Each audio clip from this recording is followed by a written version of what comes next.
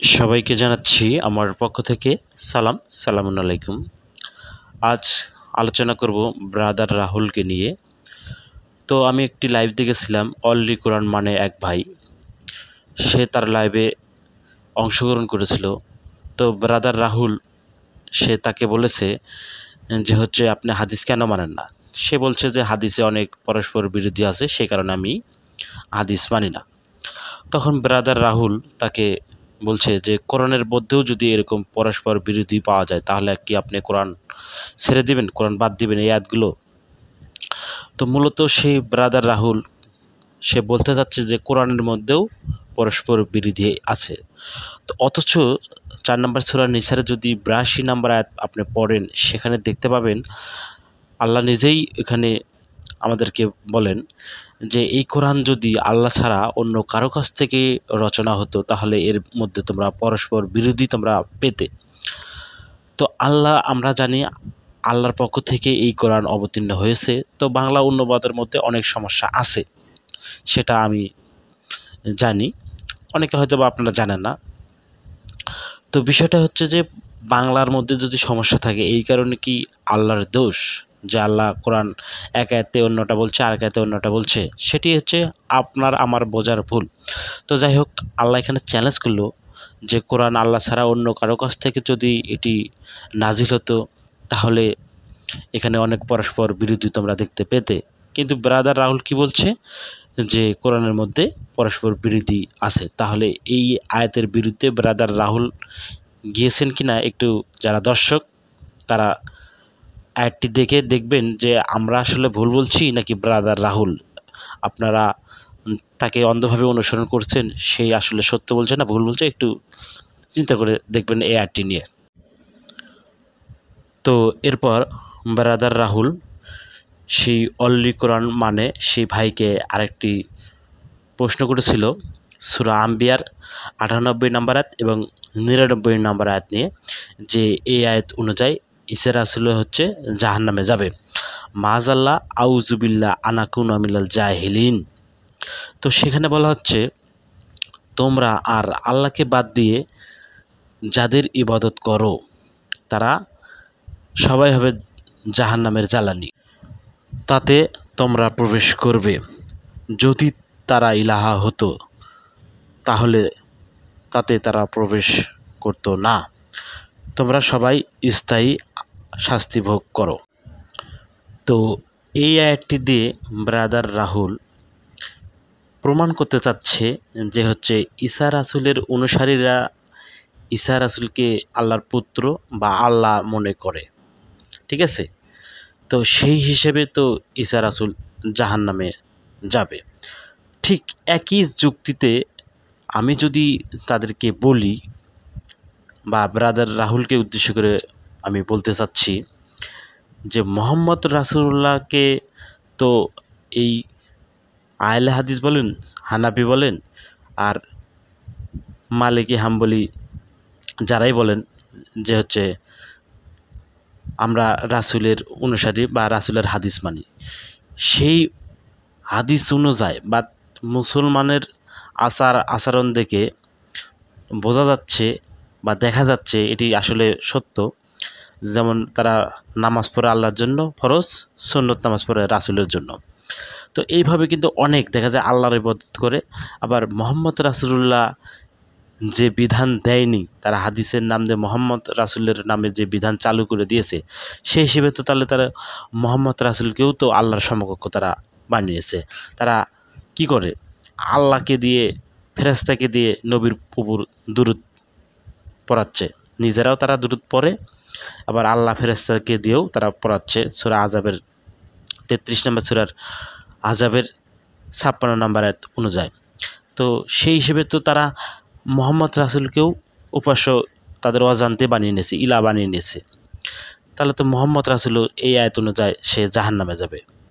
আবার ব্রাদার রাহুল আজকে যে বক্তব্য ইতিপূর্বে দিয়ে এসেছে, যতদিন সে ফতোয়া দিয়ে থাকবে, তো তার কথা যদি কোরআনের বাইরে হয়, সেই কথা যদি কোনো মানুষ মেনে আমল করে, ইবাদত করে, তাহলে তো ব্রাদার রাহুলকেও সে আল্লাহর সমকক্ষ মানে আইনদাতা হিসেবে গ্রহণ করলো, মেনে নিল, তাহলে তো সেই হিসেবে ব্রাদার রাহুলও জাহান্নামে যাবে। কারণ আইনদাতা বিধানদাতা শুধুমাত্র আল্লাহ। সূরা ইউসুফের 40 নম্বর আয়াতে আমরা দেখতে পাই যে আল্লাহ ছাড়া কারো বিধান দেওয়ার ক্ষমতা নেই। তো নবীর নাম দিয়ে তারপর দেখেন ব্রাদার রাহুলেরা অনেক মন গড়া, যেগুলো হাদিসেও পাওয়া যায় না, সেই বিধানগুলো তারা ইজমা কিয়াসের নামে তারা কি করতেছে, প্রতিষ্ঠিত করতেছে, মানুষকে বোঝাচ্ছে। তো যাই হোক, সেদিকে কথা না বলি। তো ঈসা রাসূল বলেন, মোহাম্মদ রাসূলুল্লাহ বলেন, বা অন্য নবী রাসূলরা কেউ জাহান্নামে যাবে না এই আয়াতের অনুযায়ী। কেন? সেই আয়াতটিতে আপনি যদি লক্ষ্য করে দেখেন, এখানে 99 নম্বর আয়াতে আল্লাহ বলতেছেন, তারা যদি ইলাহা হতো তাহলে তারা দোজকে বা জাহান্নামে যেত না। কিন্তু ঈসা রাসূল বলেন, মোহাম্মদ রাসূলুল্লাহ বলেন, তারা তো নিজেকে ইলাহা মানে আইনদাতা বিধানদাতা তারা কি দাবি করেছে? না। তার প্রমাণ যদি আপনি সূরা মায়দার 116 নম্বর আয়াত 117 নম্বর আয়াত পড়েন, সেখানে দেখতে পাবেন আল্লাহ ঈসা রাসূলকে প্রশ্ন করবে, হে ঈসা ইবনে মারিয়ম, তুমি কি লোকদেরকে বলেছিলে? আয়াতগুলো আপনারা পড়ে দেখবেন, তাহলে বিষয়গুলো আপনাদের কাছে পরিষ্কার হবে। তুমি কি লোকদেরকে বলেছিলে যে আল্লাহকে ছেড়ে আমার মাতাকে বা আমাকে তোমরা রব বানিয়ে নাও? ঈসা রাসূল তখন বললেন যে আল্লাহ, যে কথা তুমি আমাকে বলতে বলেছো এর বাইরে আমি কিছু বলিনি, আর এমন কথা আমার জন্য বলা শোভনীয় নয়। আর আমি কি বলেছি সেটা তো তুমি জানো, আর তোমার মনে কি আছে সেটা আমি জানি না। আমাকে যখন তুমি তোমার কাছে উঠিয়ে নিলে, তারপরে কি হয়েছে ঈসা রাসূল জানে না। ঈসা রাসূল কিন্তু একদম বিষয়টি এখানে পরিষ্কার করে দিয়েছে যে ঈসা রাসূল তো বলে নাই যে তোমরা আল্লাহকে ছেড়ে আমার মাতাকে আর আমাকে তোমরা ইলাহা বানিয়ে নাও। সে কি বলেছিল? এই দুটি আয়াত যদি পড়েন সূরা মায়দার 116 117, যে তোমরা আল্লাহর ইবাদত করো যিনি আমার পালনকর্তা এবং তোমাদেরও পালনকর্তা। ঈসা রাসূল এই বলেছিল। তো এখন প্রশ্ন হতে পারে, মোহাম্মদ রাসূল কি এরকম কোনো নির্দেশ কোরআনে আমরা দেখতে পাই? হ্যাঁ, অবশ্যই আমরা কোরআনে দেখতে পাই। তো তার আগে কোনো নবী রাসূল এ কথা বলেননি। যদি আপনারা সূরা আল ইমরান 79 নম্বর আয়াত 80 নম্বর আয়াত 81 নম্বর আয়াত পড়েন, সেখানে দেখতে পাবেন আল্লাহ নিজেই বলতেছেন, কোনো মানুষকে যখন আল্লাহ নবুয়াত দান করেন, তারপরে সেই মানুষের পক্ষে বা সেই নবী রাসূলের পক্ষে এটা বলা সম্ভব নয় যে তোমরা আল্লাহকে ছেড়ে তোমরা আমাদের বান্দা হয়ে যাও। তারা কি বলবে? তারা বলবে যে তোমরা আল্লাহওয়ালা হয়ে যাও, তোমরা আল্লাহর ইবাদত করো, তোমরা শুধুমাত্র আল্লাহর ইবাদত করো, তোমরা আমাদের ইবাদত করো। এরকম কোনো নবী রাসূল বলেন নাই। এই আয়াতগুলো সেটাই কিন্তু প্রমাণ করে। তো আমরা সূরা আল ইমরানের যদি 64 নম্বর আয়াত পড়ি, সেখানে দেখতে পাই যে আল্লাহ রাসূলকে দিয়ে বলতেছে, বলো, মোহাম্মদ রাসূল উদ্দেশ্য করে বলতেছে যে তুমি বলো, আসো সেই দিকে যা আমাদের মধ্যে এবং তোমাদের মধ্যে সমান, যে সেটা হচ্ছে যে আমরা আল্লাহ ছাড়া কারো ইবাদত করব না, আর নিজেদের মধ্যে থেকে কাউকে ইলাহা বানাবো না। তাহলে এই আয়াতগুলো থাকার পরে এখন কি আপনি বলতে পারেন যে ঈসা রাসূল সে জাহান্নামে যাবে বা মোহাম্মদ রাসূলুল্লাহ? আমি সেটি বলতে চাচ্ছিলাম না, কিন্তু তার যুক্তি অনুযায়ী, ঠিক আছে, তার যুক্তি অনুযায়ী সেটি আমাকে বলতে আমি বাধ্য হয়েছি। তাহলে ব্রাদার রাহুল ইজমা কিয়াসের নামে বিভিন্ন তারা যে ফতোয়াবাজি করে যাচ্ছে, তো তা এই অধিকার কি আল্লাহ দিছে? আমরা তো কোরআনে দেখতে পাই যে আল্লাহ ছাড়া কারো বিধান দেওয়ার ক্ষমতা নাই। তাহলে তারা যে অনেক বিধান চালু করেছে, সেই বিধানগুলো দেওয়ার মালিক কারা? তারা তো নিজেরাই। আমরা যদি সূরা তওবার 31 নম্বর আয়াত দেখি, সেখানে দেখতে পাই তারা আল্লাহকে বাদ দিয়ে তাদের আলেম এবং দরবেশদেরকে রব বানিয়ে নিয়েছে, যেমনটা নিয়েছিল মারিয়াম তার মসিকে, ঈসাকে।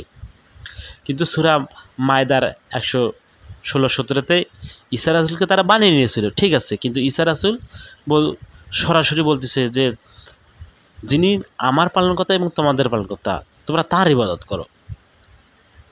তাই একজন মানুষ যদি কোনো মানুষকে সে মনে করে যে তিনি যা বলতেছে সত্য বা তিনি হচ্ছেন আইনদাতা, নবী রাসূলকেও মানুষ মনে করত, কিন্তু নবী রাসূলরা এটা পরিষ্কার করেছে। আল্লাহ তাদেরকে একথা আয়াত নাযিল করে পরিষ্কার করে জানিয়ে দিতে বলেছে যে কোনো নবী রাসূলের পক্ষে এটা বলা সম্ভব নয়। তাকে কিতাব এবং জ্ঞান দান করার পর আল্লাহর পক্ষ থেকে সে বলবে তোমরা আল্লাহকে বাদ দিয়ে তোমরা কী করো, আমাদের ইবাদত করো, আমাদের দাসত্ব করো। তারা বলবে কি, তোমরা আল্লাহ আল্লাহ হয়ে যাও।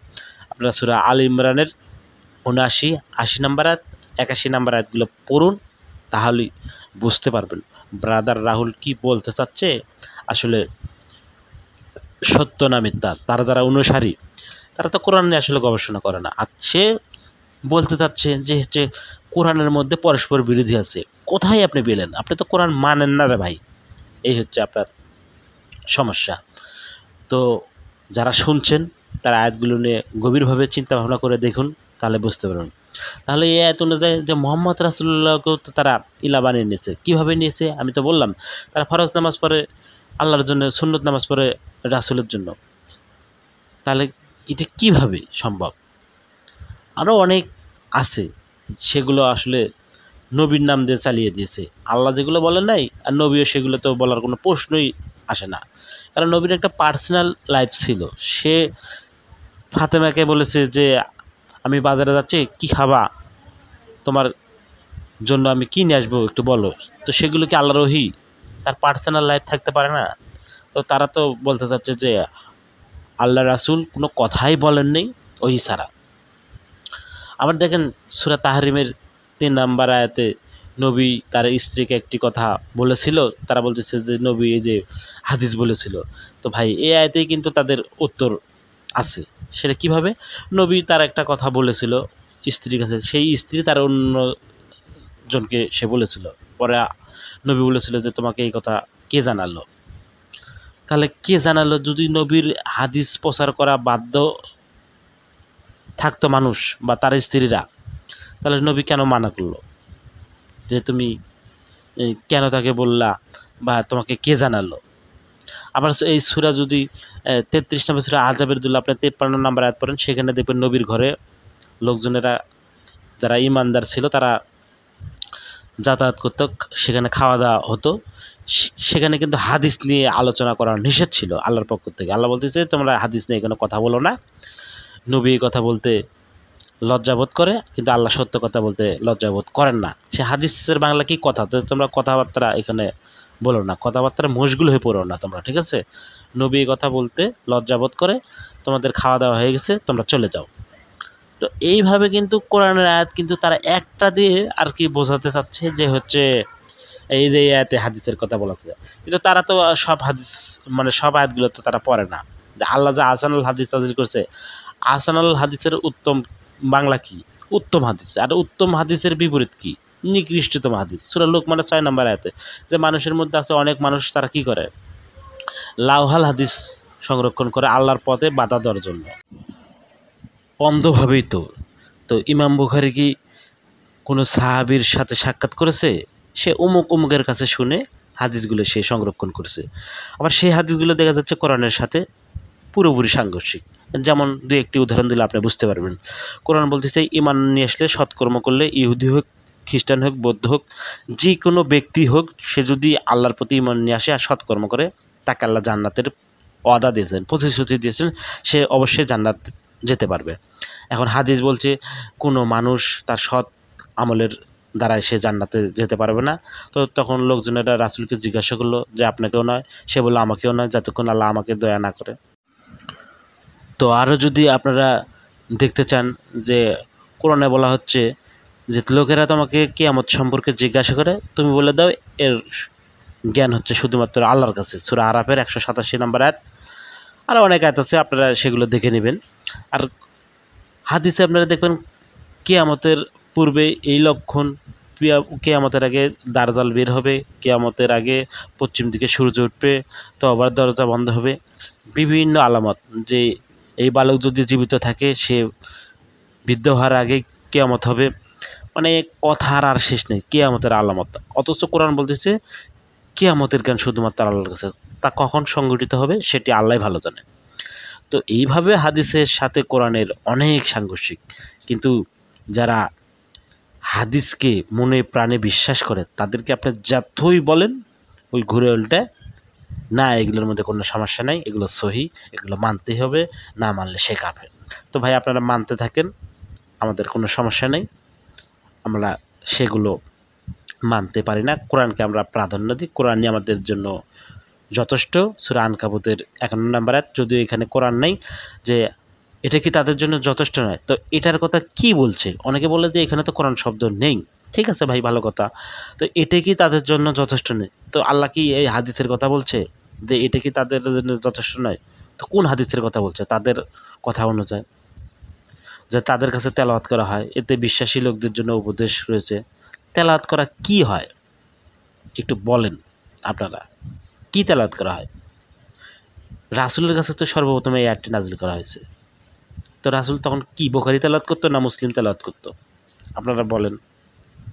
একটু নিজের জ্ঞান একটু নিজেই খাটানোর চেষ্টা করেন। খালি মানুষের কথা শুনে সেগুলোই চিন্তা ভাবনা করে আরেকজনের সাথে প্রতারণা করেন না।